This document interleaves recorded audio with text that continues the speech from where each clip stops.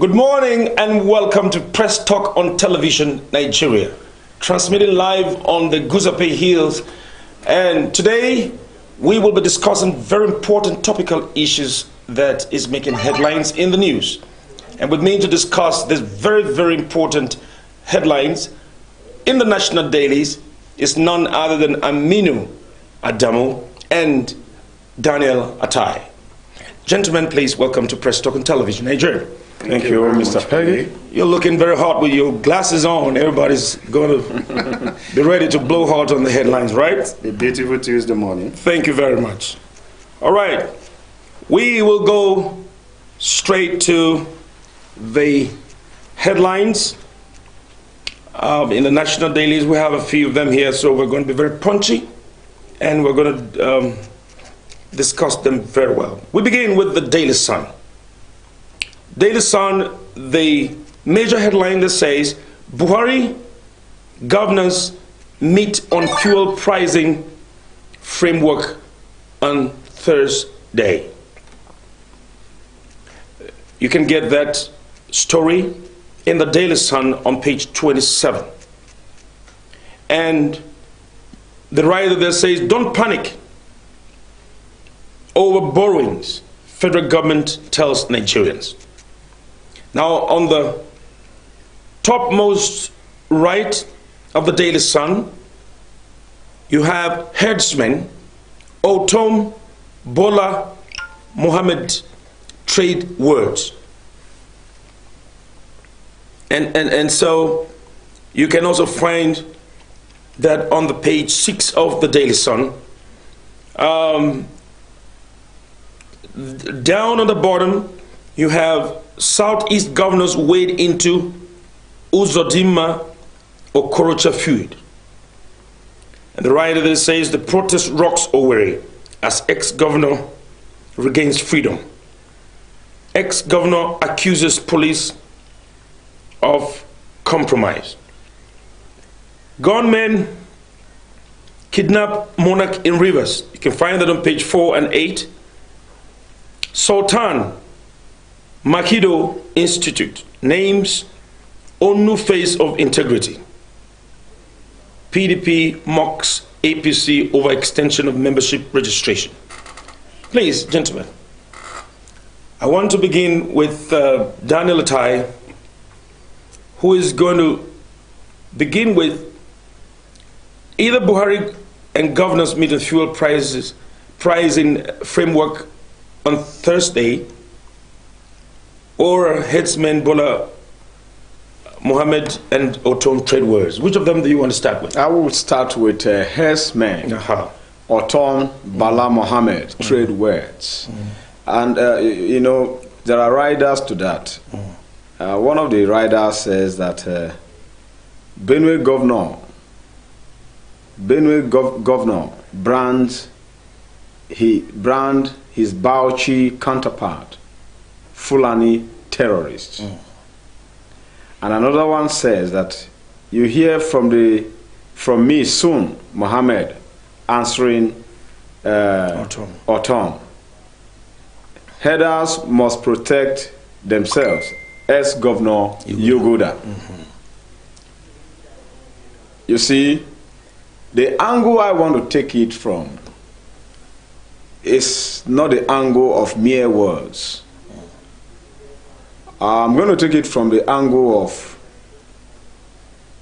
the calibers of the persons involved in trading words that we could call or tag words that are tantamount to insecurity. This is a sovereign nation, and we have state chapters in the sovereign nation where the states have their own jurisdiction in terms of governance, security of lives and properties, as well as making laws. Let me begin from Yuguda, the former Bauchi state governor, who kind of said that herdsmen got to protect themselves by carrying arms. The current governor also of Bauchi State, Bala Mohammed, said that herdsmen carries gun to defend themselves. And also warned Governor Tom that you will hear from me soon. Let me say warned. Now, if you look at the calibers of persons involved in trading this world, they're all governors. They are all governors, past and present governors. And we're talking about the state of insecurity of our nation. So, if you ask me, who do I blame for the insecurity of the nation? I would just simply say the political elites. They are the Muslims. They are also the Christians. In a nation as volatile as that of ours, where the security architecture and the military seems to be paying heavy sacrifices in the protection of lives and properties, some acclaimed chief security officers of their respective states are making utterances capable of tearing the nation apart. Okay, right. Okay, thank you very much, Mr. Dan. Thank you very much for that beautiful synopsis. I don't want you to forget that. I'll still come to that. Yeah, I'll come to you now. Because Aminu is also here. I want him to just go a bit. Because don't forget that the chief security officers of states are these governors. And when they make pronouncements or when they begin to sound like they're trading words with themselves, it's either the whole thing has become childish or it is out of zeal. I don't know. What is your take on that trade of words between someone attacking another person and then another issuing threats that you are going to see me soon? Thank you, Peggy. Yeah. It's very quite disheartening that in this country, every day you wake up to different issues of insecurity, of social problems, so to speak. And that is a big characteristic of a failed state, because when you see that the people that are at the helms of affairs, who are the managers of affairs in this country, have failed their primary responsibility, then what do you say to the citizenry? So it's quite sad, very, very sad that governors who are chief security of their own states are trading words that incites emotions among and violence citizens. And violence. How would you classify that kind of governance, so to speak? Let me interject. Mr. Dan, hold a minute. Tell me, we were told in the government, back in the schools, we read government, and the duty of government is what? Protecting life and property of the citizen, just like Dan rightly said. But look back in the recent past. Has this country done us good, the citizen, by protecting our life and our properties, our lives and our properties? It's capital no. So it's quite clear and obvious that this is a failed country already. It's a failed country already. Well, I will interject by saying we are still alive, and changes could begin with you and I.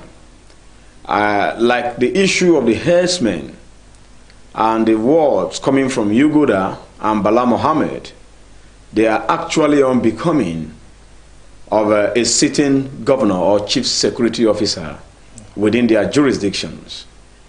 I say this because in business, whether it is private-owned business or government-owned business, there are code of conduct to be followed, and there are rules of doing that business so that it will not be at the detriment of other people's lives and properties. I would want to exonerate Governor Tom that he is right if he says that you supporting killer herdsmen that carries gun and trespasses over people's land, people's farms, eat produces, and you tell them that they are carrying guns to defend themselves. Other people are doing businesses. The farmers are businessmen. All right. And women. And so if you have your farm, it is your business. It is your business. You have a cattle. And the government has it is not your business. Even if the government is aiding farmers in terms of production, and you enter somebody's farm, encroach somebody's farm, eat up the produce. I cannot support is somebody's business. Because why? They have failed in their primary responsibility. The fact that you don't have to come and begin to treat one citizen above another citizens. Do you understand? We are all citizens of this country. We are all Nigerians. Do you understand? Why would it is even illegal? The Bauchi governor Bala would come out and said herders should carry gun and protect themselves. What happened to the other citizens? Herders should carry guns. He said they are carrying guns to defend themselves. Sorry. They are carrying guns to defend themselves. So how about you and me? Otom told us some time ago that all Nigerians should own sophisticated guns because the guns that the herders come with are very sophisticated enough. Now. So I think he was also saying that at some point. Let's go back to gun laws in this country. Hold on. Have we been permitted to carry guns in this country? Is there any law permitting any citizen? If the Fulanis, of course, are citizens of this country, has there been any law at all permitting every citizen to carry gun and protect themselves? And then the governor is saying that they should hold So gun. tell us, the governor should tell us, why should the elders or the Fulani be in possession of God to defend themselves? And that could be the statement that would have motivated Otom to say, you are headsman. I agree. You're a Fulani you headsman. understand? It's okay terrorist. Because he made an inciting comment. Inflammatory statement. Yes, Mr. Dan, please. Mr. Dan. Yes, Mr. Dan. Can you throw more light so we can close that chapter? It's okay. Otom is reacting to what he said. It's okay, right? Of course. Now, please. That chapter may never be closed even in the next 3 weeks or 1 month. The reason is that from herders to banditry, or from Boko Haram to banditry, the military is engaging them at one end. We are seeing a negotiator in the person of Sheikh Gumi negotiating at the other end with governments of some states already. Precisely, Katsina, we saw the negotiation. Bauchi, we saw the negotiation. Zamfara, the negotiation. And now Niger State, the negotiation. We have not seen in many parts, but what this portends is that negotiating with these persons who actually could not be defined as business or private business owners. When I mean private business owners, I mean people who does businesses without encroaching and trespassing. You understand? Or without the possession of illegal weapon before a governor will even come and justify that illegal weapon. Yes. It is criminality. And I think the Director General of the State Security Service don't even need any evidence to pick on those governors and ask them to reframe their statement, because their statements are not only indicting, They are insightful as well. But they are. You understand? They have security. Security. You mean they kind of have immunity? Immunity, yeah. The immunity does not exceed criminal offenses. If offenses has gone beyond normal immunity for you to appear in court or not to appear in court, and it goes to inciting or induction of people who kill and maim, and even shows the sagacity to kill at will, it becomes criminality, because you are creating lawlessness and killings in the country. You are creating insecurity by your words, and that goes to religious personalities in the country who are also using insightful words, and even politicians who are using insightful words.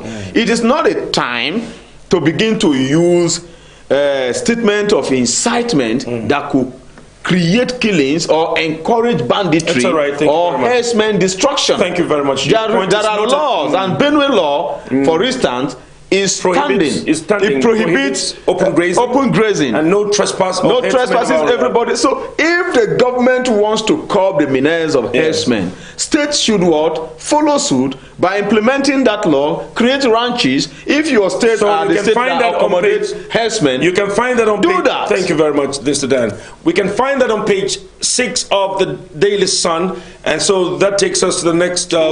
Before, I think among the first headlines you read, I think there was this issue of petroleum you mentioned. Buhari governor meets on fuel pricing framework on Thursday. Yesterday, of course, there have been these long queues in the city and in the suburb of Abuja, and I was trying to relate it to this news headline you just mentioned. Could it probably be because of this issue of is there going to be any issue of fuel scarcity in the coming days? I don't know, but even as at this morning while we were coming to the city, I realized that there are long queues in the filling stations. There has been a lot of agitations ongoing, pointing to the fact that the increase is not in tandem with the minimum wage. And if you decide to increase the fuel price, then what becomes of the workers? So, and then the tariff of the electricity has also increased. And so when this is the case, you have a lot of people, even the oil businessmen, the marketers, and the filling station owners, and the products go into a lot of issues. What I understand that is what is causing this panic. That's why there's panic. And so what is happening? The president is meeting with the governors to discuss. The government is about to withdraw completely subsidy for fuel, and then the labor union, the government is blaming it on the large chunk of investment in importing fuel to the country. And then they're having a talk with the labor union. We saw Ayuba Agba yesterday saying that the president of the NSC, that if that is the case, they are going to continue to protest and ensure that Nigeria does not import PMS. That's the premium motor spirit, which is the petrol.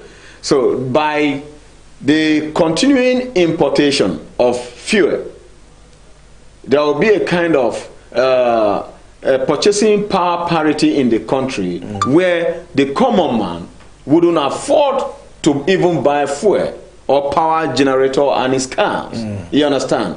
So if we are going to put a stop to the quagmire of petroleum saga in the country, whether by importation or by increase in price or by subsidy removal, the fundamental thing is that by the time we begin production, then we will have the enabling power, that is the purchasing power, which will become minimal in equation to the value of our naira.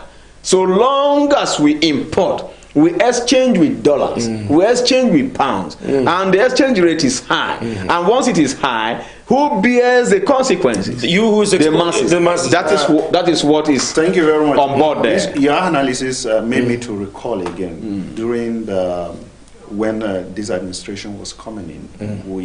The way is among their promises that they are going to revive the refineries. Be audible, because you are not talking to me, you are talking to the audience. Yes, they said. And this is a very, at this critical moment, please don't forget to drop your comment, and please call us on the number displaying on the screen. Just before we take a break and we take the last shot, please drop your comment and let's read them. Thank you very much. So we were told that these are among the promises the Buhari-led administration has made when he was coming into power, that they are going to revive the refineries. And until this day, no single refineries has been revived.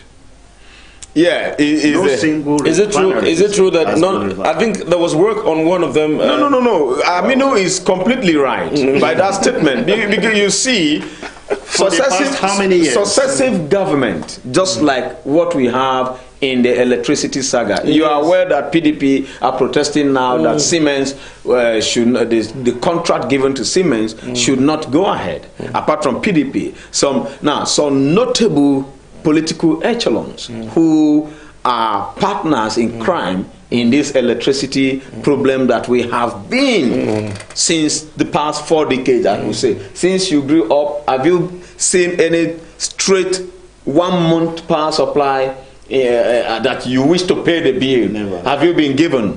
South Africa celebrated 100 years of uninterrupted light. So you understand? And Ghana celebrated 1 year in 2015. Government running in South Africa different from what I'm trying to say. Nigeria. What I'm trying to say. Human beings. You talked about refinery. Yes. Now it is a deliberate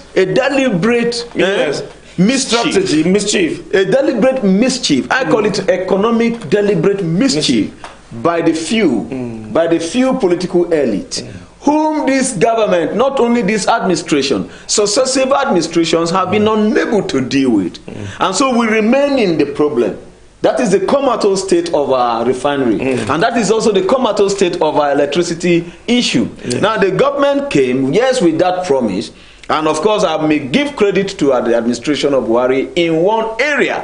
The fact that since 2015, I have not had queue. In December, especially during festive seasons. That is no doubt. That is no doubt. You know, we experience that kind of hardship during festive seasons, where you have to queue with your car for more than 24 hours. Your fare to whatever places you were traveling to drastically increase as a result of scarcity. We experience hiking price. The hiking price is because of also hikes the transport fare. And that is why NSC we may give backing to the Nigerian Labour Congress at this time, because they are saying that we must begin production and refine the fuel here in the country. Our time is running out. Concerned with the problem of our leadership. Our time is running out. Because we need to go to the next. I'm anchoring this event. Please, the nation, please, because we have taken over 27 minutes on one paper, and we need to be very punchy. I told you before. Most of the papers the nation, the same. Yeah, they're almost the same. Then we're going to run through them, and so the nation. The major headline: our ordeal inside bandits' camp by freed passengers. A terrible one. I'm sure you can find the details of that on page 9. What do you expect? These people. Then you also have on the masjid there says how economy climbed out of recession by minister. AK-47 Otom accuses Bauchi governor of backing terrorism. Of course. NCDC 54 UK COVID-19 variants in Nigeria. You have likely reason for Air Force planes engines collapse by experts. These details can be found on page 4 and page 5 of the Nation. Then you have row over asset. Okorocha attacks Uzodinma. And you have Governor Kagara pupils yet to be released. So they'll be released. They have rockets, guns, AK-47, other weapons the bandits were more than 1,000 in the bush. This, the passengers revealed their ordeal. I want us to just go to the Punch, and we'll discuss those things pari passu, and then we can just leave. In the Punch, the major headline says the division among bandits delays abducted Niger schoolboys release. The masjid there says petrol landing cost jumps to 186, oil hits $64 per barrel. Families, friends mourn NAV pilot. Others recount victims' journey. Now, division among delays and abducted Niger schoolboys release, the riders under there say kidnappers still negotiating among themselves, the good and the bad ones negotiating. Fenifere Ohaneze, Middle Belt Forum Capet Gumi for advocating blanket amnesty. While military can't confront bandits, Islamic cleric held talks with Islamic cleric head talks with says ex-DSS director. Can we just give a clamor to this and then... Why military can confront bandits? Yes. Islamic cleric head talks with. Talks with. DSS ex-director says that. So can we just blow this hot and then we move? Well, Mr. Peggy, yes. That is laughable. It is not drama. Yes. Like I put on my status this morning.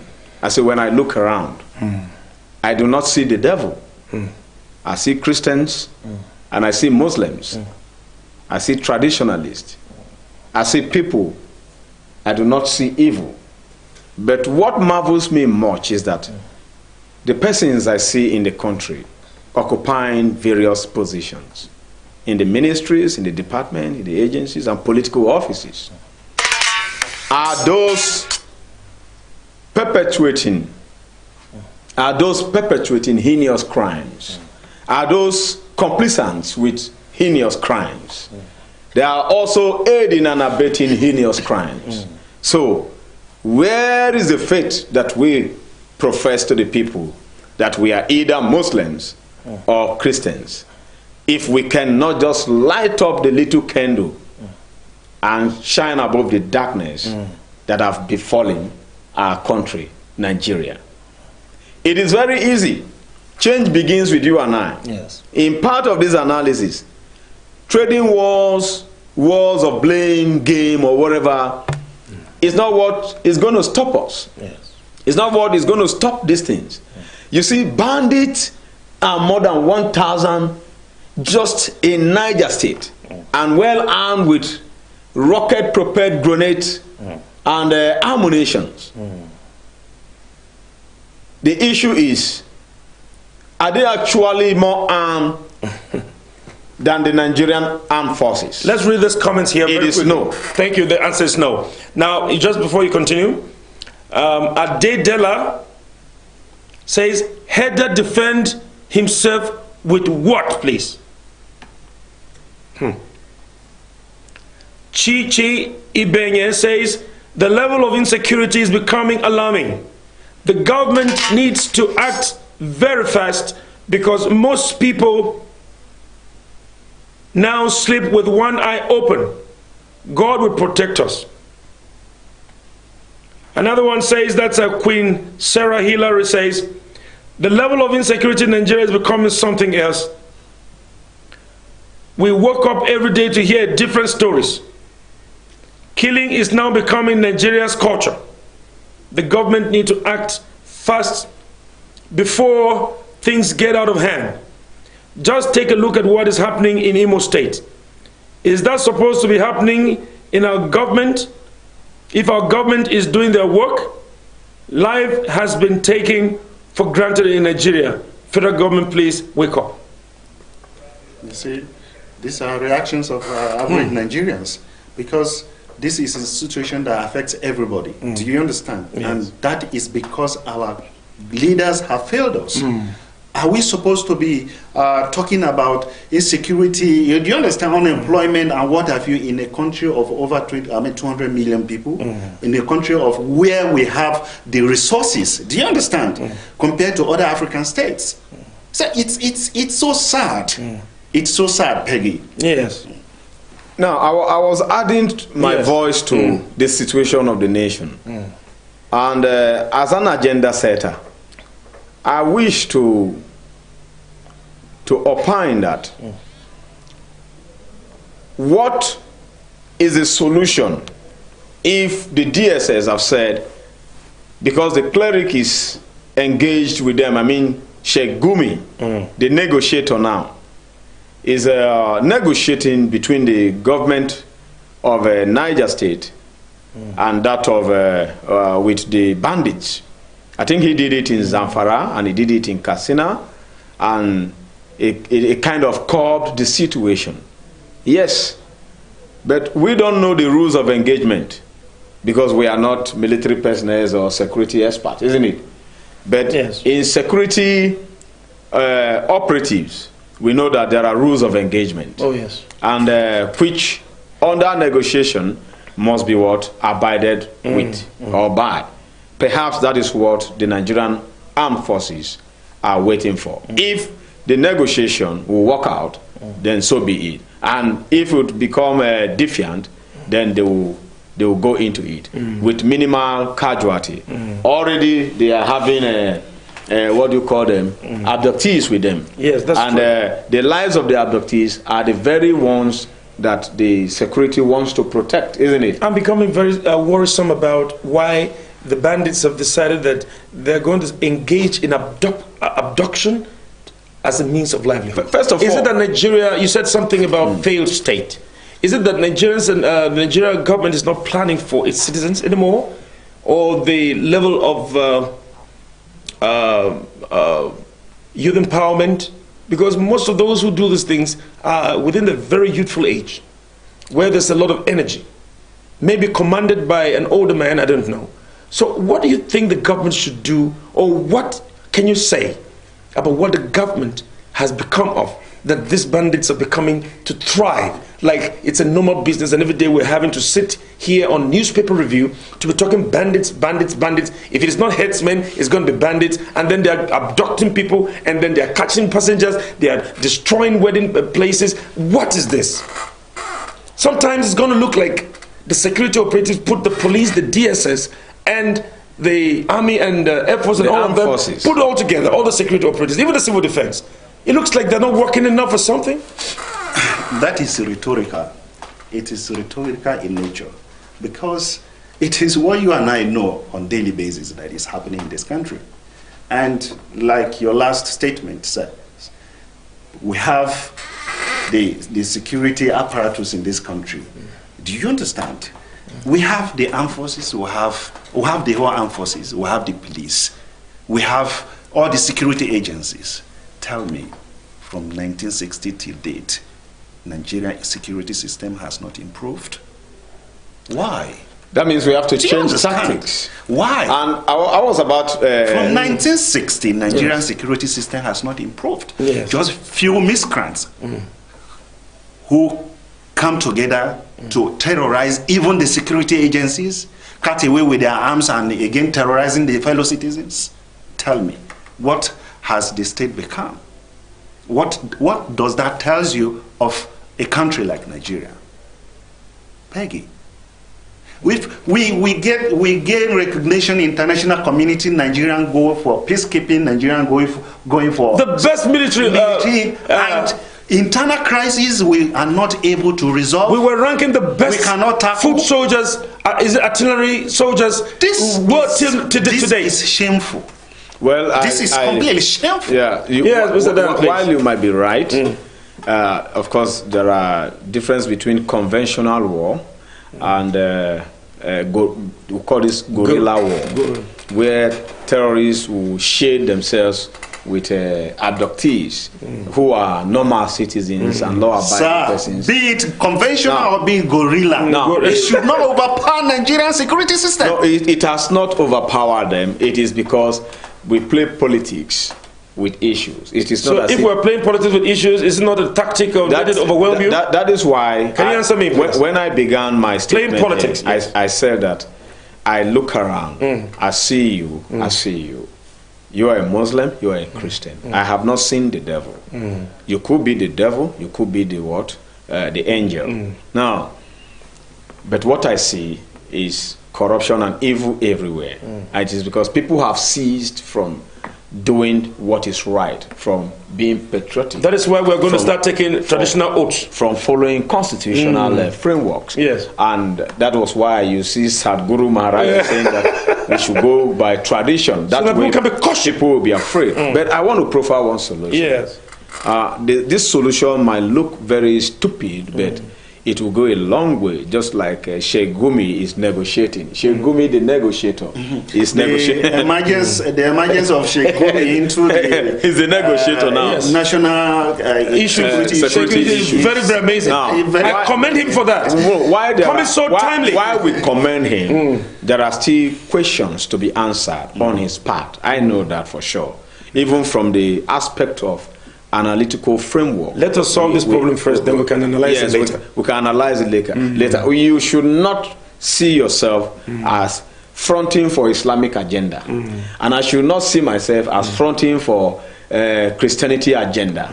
I should see myself as fronting for the constitutional agenda. If at all the constitution framework is anything to go by. That is one instance. But however, having spent much dollars, much pounds, much naira in the purchase of arms and ammunition, and nothing seems to be working. We know things are working. The military are trying their best, but we want a situation where we could not have, or where we should not have, one death. We have one citizen's death. 7 minutes to go. You know how much it pains. It is very painful. Why can't we change our tactics? This budget that we budget into arms and ammunition, yes, yet we have problems. Yet people are poor around. We can just stop poverty.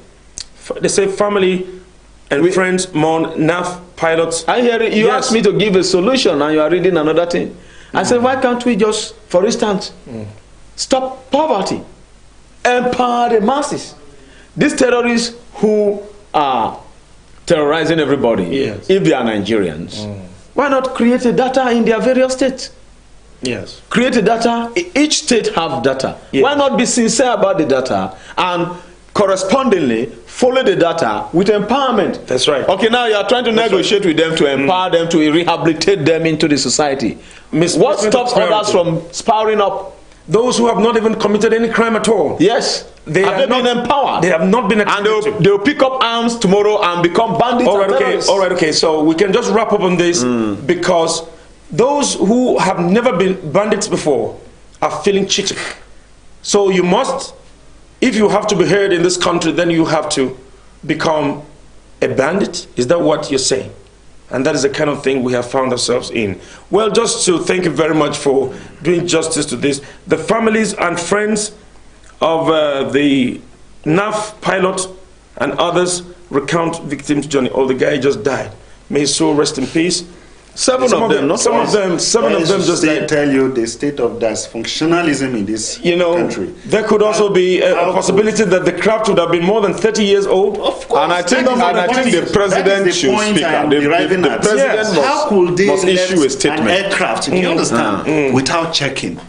I don't understand. He complained that the craft was not going to be good enough. Yes. You saw the headline said that they used COVID-19 or whatever in the aircraft or something like that, and could be one of the reasons why it crashed. COVID-19 what? Didn't you see the headline? Yes. The trailing headlines that followed that very headline? Yes, I saw it. About UK variants that is found in Nigeria. The cause that likely the cause of the crash of the plane. How can COVID-19 come and enter inside? No, it said the vaccine. The vaccine. The vaccine. I'm probably telling you that I don't know. I just don't know.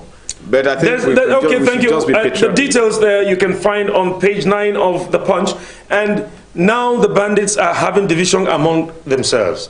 We thank God for the division among themselves. God is catching them wherever they are, and so that means some are agreeing to release them. Some agree, some are not agreeing. Some are saying let's collect money first, so that they can go and buy more ants. And some are saying, okay, me, I'm ready, I'm tired, I can't stay in the forest anymore. Yes. I want to live among people. Yes. I want to repent, and these ones are the ones they tag as repentant bandits. Tell me, in a country where you have issue of unemployment, and you see that banditry has become a business. Very lucrative. That is what Tell me, do you think it's something that is going to end soon? Yeah, that is why I say it will not end. So what will end it is to stop poverty. Poverty by giving the masses. Don't invest into ammunition anymore. Just give the masses. Just create data, use the data analysis, correspondingly monthly discharge fund to people to do business.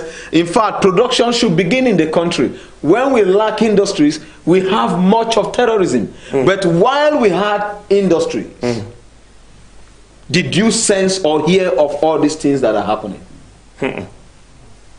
Thank you very much, gentlemen. They said that there's a mop-up plan by police to recover 196,331 ammunitions and 5,752 firearms. Wow. When people are busy with their businesses, they won't think about evil. Yes. They won't take to crime. Well, that is a new strategy. I thank you very much. That is one of the solutions to me. This day newspaper says Southwest Governor tackle Lawan. Say crisis entrepreneurs won't be dignified. Business Day says struggling job creation sectors show unemployment woes may persist. Well, if we revamp the comatose state of our industries, there will be empowerment, there will be employment. Yes. You see, the exchange rate today is high because we lack local production. Yes. No doubt about it. That is the economic indices. Yes. When you don't produce, you are a consumer. You're a consumer. And when you are a consumer, you are a dependent consumer. You understand? Who imports virtually everything. We have not started doing the productive economy. Yeah, we were doing it. Are we going back or we're moving forward? We are retrogressing rather. Mr. Aminu, can you tell us something? Are we going forward or we're coming back, please? Right from the beginning of this analysis, I was told the country is a failure. Well, I will not use that adjective to say that it's a failed country. I think we only have failed leaders. You and I contribute to the failure in terms of politics and governance. That's not true. It is true because you vote and I do vote. Greediness. Are you sure the vote counts? The vote never counts. So how do I contribute to that? So, Mr. Dan, I have gone out to exercise my franchise, and in the end, it Mr. doesn't Dan count. is blaming you for not voting well. That's not true. If the vote doesn't count, you won't see litigations in court. If the vote doesn't count, you won't see campaign from the outside. You won't see campaign from politicians. If the vote doesn't count, you won't see people trying to have voters card or voters enumeration. Are you getting me? Let me tell you, the vote counts, and the fear is that people are they rigging too? Rig too? Of course, it is easy to rig, and it is very, very uneasy to rig. But the easiest way to rig is to induce people, electorate, who are already hungry, and that is why they allow you to be very, very hungry, so that they will give you stipends and then buy your vote. When they buy your vote, indirectly it's rigging, because the vote counts. If it doesn't count, nobody would want to buy your vote. Have you thought of that? So I and you can restrain ourselves from being gullible. Thank you very much. From being hungry the detriment of selling our vote. So Aminu is of the opinion that nothing works. You are saying that it works. No, it's working. It is us. And we can work it out. We can work it out. This president go to Borono, Meduguri. Thank you very much. All right, so gentlemen, it's been wonderful having you on Press Talk on Television, Nigerian today. Thank you very much. Thank you very much, Aminu Adamu and Dan Atai. Thank you. Thank you very much. You have heard, and your contributions are very valid. You can drop your comments so that we can also capture your opinion on Press Talk every day morning on Television Nigerian. Please, it's been Peggy talking with you, and many thanks for watching.